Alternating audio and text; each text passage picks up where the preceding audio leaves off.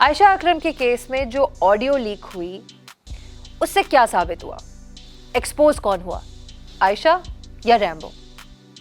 جو audio release ہوئی اس میں ہم نے عائشہ اور ریمبو کو یہ گفتگو کرتے ہوئے سنا کہ وہ اس کیس میں جو 5-6 سسپیکٹس ہیں ان سے پیسے لے کر اس کیس کو رفع دفع کر دیں گے. جو عائشہ کو کرٹیسائز کرتے تھے اور وہ لوگ جو عائشہ کے ساتھ سمپتھیز رکھتے تھے اب وہ آئی ٹو آئی دیکھنے لگے ہیں اور سب کو اب یہی لگتا ہے کہ شاید اس کیس میں عائشہ کا کوئی نہ کوئی ہاتھ تھا. لیکن یہ بات یاد رہے کہ کچھ مہینے پہلے عائشہ نے ایک سٹیٹمنٹ ریلیز کی تھی جس میں انہوں نے اس بات کا انکشاف کیا تھا کہ مینار پاکستان کا جو انسیڈنٹ ہوا اور ان کے ساتھ جو ظلم ہوا اس میں ریمبو کا ہاتھ ہے اور وہ انسٹیگیٹ ہی ریمبو نے کروایا تھا. اور تو اور یہ بھی بتایا کہ ریمبو انہیں بلیک میل کرتے ہیں اور ان کی پکچرز اور ویڈیوز ریلیز کرنے کی دھمکیاں دیتے ہیں.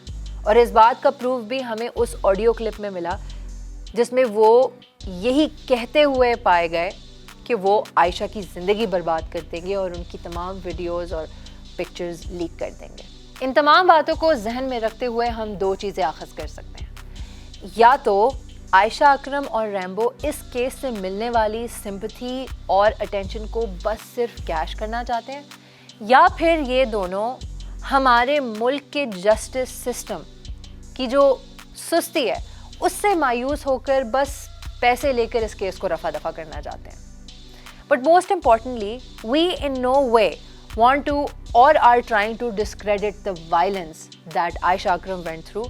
یقیناً ان کے ساتھ جو ہوا وہ ظلم ہوا اور جو میڈیکل ٹیسٹ آئے وہ بھی اس بات کی نشاندہی کرتے تھے کہ there was violence involved.